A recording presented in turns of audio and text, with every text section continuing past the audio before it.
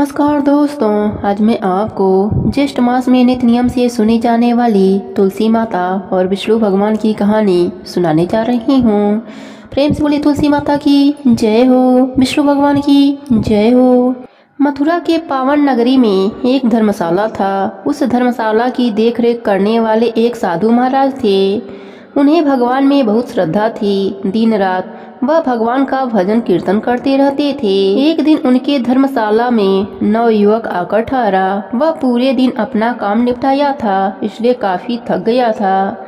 सुबह 4 बजे जो साधु महाराज का नित्य नियम था, उसी हिसाब से उन्होंने भगवान के नाम का भजन करना शुरू कर दिया।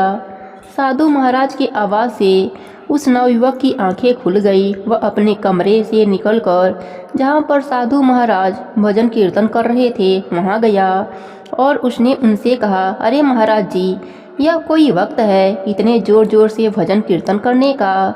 सभी लोग सो रहे हैं और आप सबके नींद उजाड़ कर रहे हैं। मुझे बताइए, क्या मिलता है आपको इस भजन कीर्तन करने से? इस पर साधु महाराज ने कहा, मुझे क्या, पूरे संसार को 2 वक्त की रोटी और मुक्ति के बाद स्वर्गलोक की प्राप्ति इसी भजन कीर्तन से मिलती है। युवक ने कहा, यह सब बनावटी बातें हैं। मुझे तो मेरे मेहनत की वजह से रोटी मिलती है, आपके भजन कीर्तन करने से रोटी नहीं मिलती। साधु महाराज ने कहा, बालक, तुम व्यर्थ में ही चिंता कर रहे हो। संसार के हर एक जीव को भगवान के सहारे ही रोटी मिलती है। इस पर युवक ने कहा, अगर ऐसा ही है तो एक शर्त लगा लेते हैं। मैं अभी से भगवान का नाम का जप करता हूँ और अगले 24 घंटे तक कुछ नहीं खाऊंगा। मेरे सामने चाहे जितना स्वादिष्ट व्यंजन आ जाए, मैं उसे ग्रहण नहीं करूंगा। साधु महाराज ने कहा, यदि शर्त हार गए तो क्या करोगे? इस पर युवक बोला, यदि मैं हार गया और आपके भगवान जी मेरे न चाहते हुए भी मेरे मुंह में निवाला पहुंचा दिए तो मैं सदा सदा के लिए आपका चेला बन जाऊंगा और आपसे शिक्षा ले लूंगा। इतना कहकर वह युवक वहां से चला गया। अपने घर जाते हुए वह सोचता रहा कि यदि घर गया और माँ ने जबरदस्ती कुछ खिला दिया तो मैं शर्त हार जाऊंगा। ऐसा सोचकर वह जंगल की तरफ चला गया। चलते चलते वह घनघोर जंगल में पहुंच गया। एक बड़े से पेड़ के ऊपर पत्तों की आड़ में छिपकर बैठ गया। कुछ समय पश्चात उसी रास्ते से बंजारों की एक समूह निकला। बंजारों के सरदार ने सबको वहीं थोड़ी देर डेरा डालने के लिए कहा तथा उसी पेड़ के नीचे चूल्हा जलाकर बंजारों की रसोइये ने सबके लिए भोजन बनाना प्रारंभ किया, जिसकी खुशबू ऊपर पेड़ पर बैठे उस युवक तक पहुंच रही थी। युवक मन में सोचता रहा कि इसी रोटी से बचते हुए मैं जंगल में आया, इस पेड़ पर चढ़ गया और इस पेड़ के नीचे यह बंजारे इतने स्वादिष्ट भोजन बना रहे हैं। लेकिन अपने शर्त को ध्यान में रखते हुए वह युवक वहां बैठा रहा। बंजारों के सरदार ने अपने रसोइये से कहा कि रास्ते के लिए थोड़ा सा भोजन ज़्यादा पका लेना, क्या पता आगे इतना उचित स्थान भोजन पकाने के लिए न मिले। जब सभी बंजारे खाना खा चुके थे और रसोइया बचे हुए भोजन को आगे के रास्ते के लिए समेट रहा था, तभी अचानक एक बंजारा सरदार के पास दौड़कर आया और बोला, सरदार जी, डाकुओं का एक झुंड इसी तरफ चला आ रहा है। इतना सुनते ही सरदार ने तुरंत आदेश दिया कि हमें यहाँ से तुरंत भाग जाना चाहिए, अन्यथा डाकू लूटपाट और मार काट मचाएंगे। बंजारे जैसे तैसे अपना सामान समेटकर वहाँ से भागे। कुछ समय बाद उस स्थान पर डाकू पहुँचे और उन्होंने देखा कि ताजा भोजन पकाकर रखा है। यह देख कुछ डाकुओं के मुंह में पानी आ गया और वह भोजन की तरफ बढ़े। डाकुओं का सरदार उन्हें रोक लिया और बोला, अरे बेवकूफ हो, इस भोजन में विष मिला होगा। किसी ने हमें मारने की योजना बनाई होगी और इस भोजन को विष मिलाकर यहाँ छोड़ दिया होगा, इसलिए इस भोजन को मत खाओ। भोजन से बहुत अच्छी खुशबू आ रही थी और सभी डाकू बहुत भूखे थे। उनमें से एक डाकू बोला, सरदार, भोजन गर्म है, लगता है किसी ने अभी अभी बनाकर यहाँ रखा है। सरदार ने गुस्से से बोला कि किसने इतनी हिम्मत की है जो इतने स्वादिष्ट भोजन में विष मिलाकर रखा है? अगर वह मिल जाए तो इसी क्षण उसके प्राण हर लूंगा। इतना सुनते ही पेड़ पर बैठे युवक में डर की लहर दौड़ गई और वह डर के मारे कांपने लगा। जब उसका शरीर कांपने लगा तो पेड़ के पत्ते जोर जोर से हिलने लगे।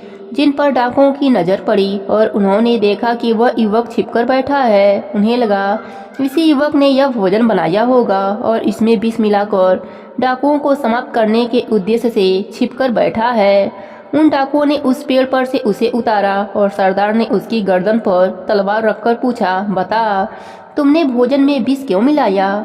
डरते डरते युवक बोला, नहीं सरदार, मैंने इसमें कोई विष नहीं मिलाया और ना ही यह भोजन मैंने बनाया है। यह भोजन तो बंजारों ने बनाया था और आपको आता देखकर वह सब यहाँ से भाग गए। सरदार को उसकी बातों पर भरोसा नहीं हुआ और उसने कहा, यदि तुमने यह भोजन नहीं बनाया और तुमने इसमें विष नहीं मिलाया है तो सबसे पहले तू ही इस भोजन को करेगा। इस पर युवक बोला, सरदार चाहे और कोई काम करवा लो, किंतु यह भोजन मैं नहीं खा सकता। तब सरदार ने कहा, अगर नहीं खाएगा तो इसी क्षण ईश्वर को प्यारा हो जाएगा। युवक ने डरते डरते रोटी के कुछ निवाले खाए और जब डाकुओं को भरोसा हो गया कि युवक सच बोल रहा है तो शेष भोजन डाकुओं ने खा लिया। युवक यह समझ गया कि वह शर्त हार चुका है। उसी क्षण वह साधु महाराज के समक्ष जाकर अपना हार स्वीकार कर लिया तथा उनसे बोला कि आप सत्य कह रहे थे। राधे श्याम के नाम की महिमा अनंत है। न चाहते हुए भी उनकी कृपा से मेरे मुंह में भोजन चला ही गया। उस दिन के बाद उस युवक ने भगवान की असीम भक्ति की, जिससे उसका लोक परलोक दोनों सुधर गया। इनसे बोले राधे श्याम की जय हो। एक समय की बात है, एक गांव में एक बुढ़िया माई रहती थी। उनका एक अजीब स्वभाव था। उनके पास जो भी होता वह सारी चीज भगवान को चढ़ा देती थी। यहाँ तक कि वह अपने घर से निकलने वाला कचरा भी भगवान के मंदिर में ले जाकर रख आती थी। वह कहती थी, तेरा तुझको ही अर्पित। जब गांव के लोगों को यह बात पता चला तो उन लोगों ने आश्चर्य से पूछा कि भगवान को फूल मिठाई तो सब चढ़ाते हैं, लेकिन घर का कचरा कौन चढ़ाता है? उसी गांव में एक पंडित जी रहते थे। वह बहुत विधि विधान से भगवान की पूजा अर्चना किया करते थे। गांव के लोग भी पंडित जी का बहुत आदर सत्कार करते थे। पंडित जी अपने आप को भगवान का सच्चा भक्त मानते थे। एक बार पंडित जी गांव के मंदिर में जा रहे थे। उन्होंने देखा कि बुढ़िया मंदिर की ओर गई और भगवान के मंदिर में कचरा रखा आई और बोली, हे भगवान तेरा तुझको ही अर्पित। पंडित जी ने बुढ़िया से कहा, तुम यह क्या अनर्थ कर रही हो? इस प्रकार भगवान को कचरा कौन चढ़ाता है? बुढ़िया ने भगवान की ओर इशारा करते हुए कही, मुझसे नहीं, इनसे पूछिए, आप ही बताइए। जब मैं सब कुछ इन्हें अर्पित कर देती हूँ तो मैं अपना कचरा क्यों रखूँ? पंडित जी बड़े सोच में पड़ गए। बुढ़िया के प्रश्न का उत्तर नहीं मिला। सोचते सोचते उन्हें नींद आ गई। उन्होंने सपना देखा कि वह वैकुंठ लोक में है। भगवान सोने के आसन पर विराजमान है, पक्षी गीत गा रहे हैं और तभी अचानक से एक टोकरी कचरा भगवान के पास आ जाता है। पंडित जी ने भगवान से कहा, हे प्रभु, मैं उस बुढ़िया को जानता हूँ। यह हर रोज आपके मंदिर में कचरा चढ़ाती है। मैंने इसे कल भी कचरा चढ़ाते हुए देखा, उसे मना भी किया और उससे इसका कारण भी पूछा, लेकिन बुढ़िया ने एक ही बात कही, तेरा तुझको ही अर्पित। पंडित जी 1 घंटे तक वैकुंठ लोक में रहे। वह कई ऐसे लोगों को भी जानते थे जो हर दिन भगवान को फूल फल मिठाई और पकवान चढ़ाते थे, लेकिन पंडित जी ने देखा कि उनकी चढ़ाई हुई कोई भी चीज भगवान के पास नहीं आई। तब पंडित जी ने भगवान से पूछा कि प्रभु, आपको बहुत से लोग फूल और मिठाई चढ़ाते हैं, लेकिन यहाँ तो कोई फूल और मिठाई नहीं है। भगवान ने पंडित जी से कहा, जो लोग मुझे अपना आधा या कुछ हिस्सा चढ़ाते हैं उनकी कोई भी चीज मेरे पास तक नहीं आती है। इस बुढ़िया ने मुझे अपना सब कुछ समर्पित कर दिया है। वह अपनी सारी चीजें मुझे चढ़ा देती है। जो मुझे अपना सब कुछ समर्पित कर देता है उसका चढ़ावा ही मेरे पास आता है। अचानक से पंडित जी का सपना टूट गया। आज उन्हें समझ आ गया कि वह आज तक सिर्फ भक्ति करने का ढोंग कर रहे थे, पर सही अर्थ में बुढ़िया ही भगवान की असली भक्त थी। से बोले विष्णु भगवान की जय हो। भगवती तुलसी मूल प्रकृति की प्रधान अंश हैं। प्रारंभ में वे गोलोक में तुलसी नाम की गोपी थीं। भगवान के चरणों में उनका अतिशय प्रेम था। रासलीला में उनकी श्री कृष्ण के प्रति अनुरक्ति देखकर राधा जी ने कुपित होकर उन्हें मानव योनि में जन्म लेने का श्राप दे दिया। इससे वे भारतवर्ष में राजा धर्मध्वज की पुत्री हुईं। गोलोक में सुदामा नाम का एक गोप था, भगवान श्री कृष्ण का मुख्य पार्षद था। उसे भी किसी कारण से क्रोधित होकर राधा जी ने दानव योनि में जन्म लेने का श्राप दे दिया। उनके श्राप से अगले जन्म में वह सुदामा शंखचूड़ दानव बना। ब्रह्मा जी के प्रेरणा से भगवती तुलसी का शंखचूड़ दानव से गंधर्व विवाह संपन्न हुआ। ब्रह्मा जी का वरदान प्राप्त कर उस दानव राज ने अपने पराक्रम द्वारा देवताओं को स्वर्ग से निष्कासित कर उस पर अपना अधिकार कर लिया। देवगण एकत्र होकर भगवान विष्णु के शरण में गए। भगवान विष्णु ने देवताओं को शंखचूड़ के जन्म एवं वरदान आदि की सब कथा सुनाई तथा उसके मृत्यु का उपाय बताते हुए उसे मारने के लिए भगवान शंकर को एक त्रिशूल प्रदान किया तथा यह भी बताया कि तुलसी का सतीत्व नष्ट होने पर ही उसकी मृत्यु संभव हो सकेगी। इसका भी आश्वासन भगवान विष्णु ने देवताओं को दिया। अपने कहे अनुसार भगवान विष्णु ने छल पूर्वक तुलसी का सतीत्व नष्ट किया। उधर भगवान शंकर ने त्रिशूल द्वारा शंखचूड़ का वध कर डाला। पतिव्रता तुलसी को भगवान के द्वारा छल पूर्वक अपना सतीत्व नष्ट करने की जानकारी हुई तो अत्यंत शोक होकर उसने भगवान को पाषाण होने का श्राप दे दिया। तुलसी की कारुणिक अवस्था देखकर उसे समझाते हुए भगवान ने कहा, हे भद्रे, तुमने मेरे लिए बहुत समय तक तपस्या की है, साथ ही इस शंखचूड़ ने भी तुम्हारे लिए दीर्घ समय तक तपस्या की थी। तुम्हें पत्नी रूप में प्राप्त करने के बाद अंत में वह गोलोक चला गया। अब मैं तुम्हें तुम्हारी तपस्या का फल प्रदान करना उचित समझता हूँ। तुम्हारा यह शरीर गंडकी नदी के रूप में प्रसिद्ध होगा। तुम्हारा केश समूह पूर्ण वृक्ष के रूप में प्रकट होगा जो तुलसी नाम से प्रसिद्ध होगा। देव पूजन में प्रयुक्त होने वाले समस्त पुष्पों और पत्तों में तुलसी की प्रधानता होगी। सभी लोकों में निरंतर तुम मेरे सानिध्य में रहोगी। मैं भी तुम्हारे श्राप से पाषाण बनकर गंडकी नदी के तट पर निवास करूंगा। चारों वेदों को पढ़ने तथा तपस्या करने से जो पुण्य प्राप्त होगा वह पुण्य शालिग्राम शिला के पूजन से सुलभ हो जाएगा। उसी समय तुलसी के शरीर से गंडकी नदी उत्पन्न हुई और भगवान श्री हरि उसी के तट पर मनुष्यों के लिए पुण्य फल देने वाले शालिग्राम बन गए। ब्रह्मा जी कहते हैं कि यदि तुलसी के आधे पत्ते से भी प्रतिदिन भक्ति पूर्वक भगवान की पूजा की जाए तो भी वे स्वयं आकर दर्शन देते हैं। अपनी लगाई हुई तुलसी जितना ही अपने मूल का विस्तार करती है उतने ही सहस्त्र युगों तक मनुष्य ब्रह्मलोक में प्रतिष्ठित होता है। यदि कोई तुलसी को संयुक्त जल से स्नान कराता है तो वह सब पापों से मुक्त हो भगवान विष्णु के लोक में आनंद का अनुभव करता है। जो व्यक्ति तुलसी का संग्रह करता है और लगातार तुलसी का वन तैयार करता रहता है वह उतने ही पाप मुक्त हो ब्रह्म भाव को प्राप्त होता है। जिसके घर में तुलसी का बगीचा विद्यमान है उसका वह घर तीर्थ के समान है। वहाँ यमराज के दूत नहीं जाते। तुलसी वन सब पापों को नष्ट करने वाला पुण्यमय कामनाओं को देने वाला है। जो श्रेष्ठ मानव तुलसी का बगीचा लगाते हैं वे यमराज को नहीं देखते। जो मनुष्य तुलसी माला धारण करते हैं पाप उसके शरीर का स्पर्श नहीं करता है। जहाँ तुलसी वन की छाया होती है वहीं पितरों की तृप्ति के लिए श्राद्ध करना चाहिए।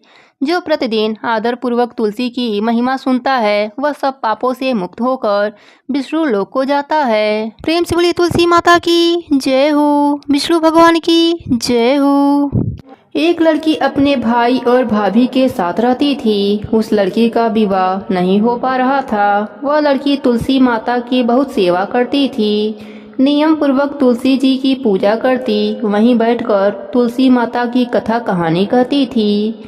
लेकिन उस लड़की की भाभी को यह सब पसंद नहीं था। वह हमेशा अपने ननद को ताने दिया करती कि जब देखो तब तुलसी के पास बैठकर कथा कहानी कहती रहती है, कोई काम धंधा नहीं करती। जब इसका विवाह होगा तो बारातियों को भी तुलसी खाने को दे दूंगी और दहेज में भी तुलसी ही दूंगी। कुछ समय के बाद ननद का रिश्ता पक्का हो जाता है। विवाह का समय भी आ जाता है। लेकिन जैसा भाभी ने कहा था वैसा ही किया। तुलसी का गमला बारातियों के आगे फोड़कर खाने के लिए रख दिया। ननद तुलसी माता की परम भक्त थी। उसके प्रार्थना करने पर फूटा हुआ गमला स्वादिष्ट भोजन में परिवर्तित हो गए। भाभी ने अपनी ननद को तुलसी की माला गले में हाथों में पहना दिया। भगवान की कृपा से वह हीरे और सोने के ज्वेलरी में बदल गए। वस्त्रों की जगह भाभी ने जनेऊ रख दिया जो सुंदर रेशमी वस्त्रों में बदल गए। इसके बाद ननद विदा होकर अपने ससुराल पहुंच गई। ससुराल में सबने ननद को इतने गहने पहने हुए देखा और इतना सामान लाते हुए देखा तो सब गांव वालों ने ननद की खूब प्रशंसा करी। ननद की खूब प्रशंसा होती। शादी के कुछ दिनों के बाद भाभी अपने पति से कहती है कि अब जाओ अपने बहन को बुला लाओ। वह देखना चाहती थी कि हमने उसकी शादी गरीब घर में किया है तो वह कैसे रहती है। भाई के पास अपने बहन को देने के लिए कुछ नहीं था। इस बात से वह बहुत मायूस था, लेकिन वह अपने बहन को लेने के लिए चल पड़ा। जैसे ही वह बहन के घर पहुंचा तो वह सोचने लगा, मैं अंदर कैसे जाऊं? सब लोग देखेंगे तो क्या कहेंगे कि मैं पहली बार बहन से मिलने आया हूं और कुछ भी लेकर नहीं आया हूं। लेकिन तभी छत से बहन ने उसे देख लिया और बहन ने अपने भाई को अंदर बुलाया।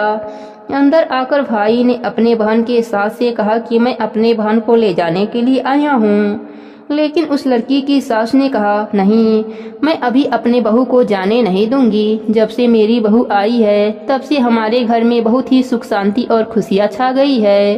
अब मैं अपने बहू को कहीं भी जाने नहीं दूंगी।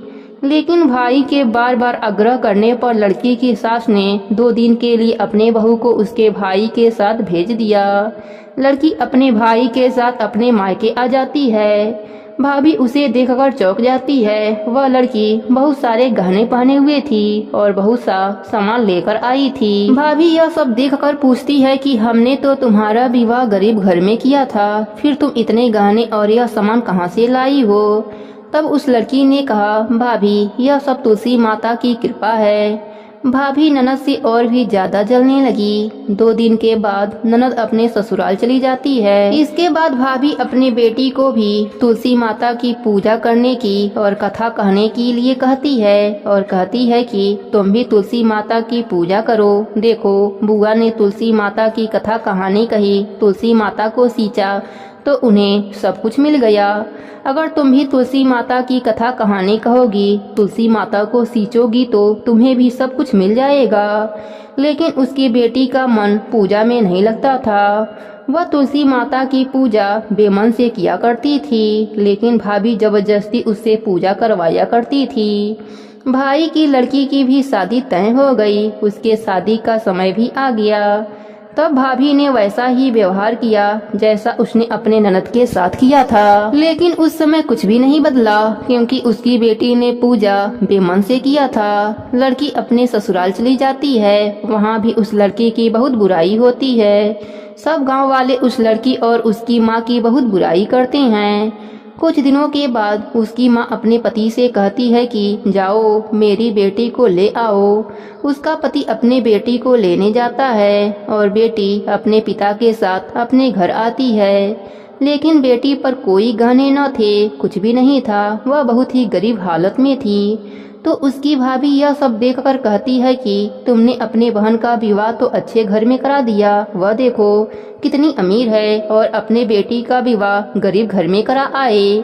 तब भाई कहता है, मेरी बहन ने तुलसी माता की पूजा मन से किया था तो उसे उसका फल मिला, और तुम्हारी बेटी ने तुलसी माता की पूजा बेमन से किया था तो इसे वैसा ही फल मिला। जो जैसा करता है उसे वैसा ही फल मिलता है, इसमें किसी की कोई गलती नहीं है। उसकी भाभी अपने की गई करनी पर रोने लगती है और तुलसी माता से क्षमा मांगने लगती है। हे तुलसी माता, जैसे आपने ननद पर अपनी कृपा करी, वैसे ही अपने सभी भक्तों पर अपनी कृपा बनाए रखना। प्रेम से बोली तुलसी माता की जय हो, माधव भगवान की जय हो। अब सुनते हैं आज का महात्म्य। अस्कंद जी कहने लगे, हे मुनियों, सब पापों का नाश करने वाला ज्येष्ठ मास के दिनों का महात्म और संपूर्ण जलदान का महात्म्य कहता हूँ, आप श्रवण करें। ज्येष्ठ शुक्ला एकम से लेकर ज्येष्ठ शुक्ला दशमी प्रयत्न पवित्र दशहरा नामक व्रत करना चाहिए। प्रतिदिन गंगा जल के पवित्र जल में स्नान करना चाहिए। समस्त तीर्थों के अभाव में जो भी जल मिले वह भी गंगा जल के समान ही कहा गया है। इन 10 दिनों में जो स्नान करता है वह 100 जन्मों के इकट्ठे किए हुए 10 प्रकार के पापों से मुक्त हो जाता है। इसमें कुछ भी अन्याय नहीं है। इन दिनों में अनेक प्रकार के दानों को देना चाहिए। इन दिनों में दिए गए सब दान अच्छे हो जाते हैं। हे ब्राह्मणों, ज्येष्ठ मास शुक्ल पक्ष की द्वितीया के दिन अपहरण समय में प्रसिद्ध समान नामक कल्प प्रारंभ हुआ। उस द्वितीया के दिन समान नामक कल्प में स्नान, दान, श्राद्ध तथा ब्राह्मण भोजन कर्म को भगवान विष्णु के निमित्त जो भक्ति और श्रद्धा से करते हैं उनको कोटि गुणा अधिक फल प्राप्त होता है। और ज्येष्ठ शुक्ला तृतीया के दिन पंचाग्नि साधन नामक व्रत आरंभ होता है। पंचाग्नि साधन व्रत का मास तक करने से मनुष्य समस्त पापों से छूट जाता है और तेज में सूर्य के समान हो जाता है, इसमें कोई संदेह नहीं है। इस तृतीया के दिन विशेषतया रंभा व्रत करना चाहिए।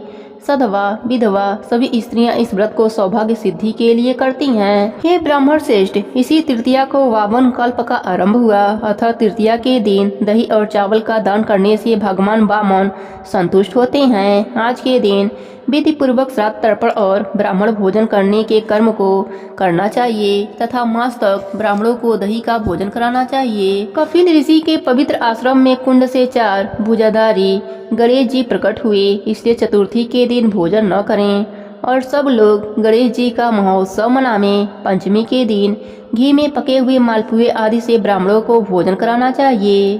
पहले इसी शुक्ल चतुर्थी के दिन सती उमा प्रकट हुई थीं, इसलिए स्त्रियां इसी चतुर्थी को सौभाग्य वृद्धि के लिए पार्वती का विविध उपचारों से पूजन करती हैं तथा गीत नाच आदि उत्सव करती हैं। संतान की इच्छा हो तो शुक्ल षष्ठी के दिन स्त्रियां जल, वस्त्र, पुष्प, सुगंध वस्तु, हवन आदि के द्वारा उमा पार्वती जी का पूजन करें।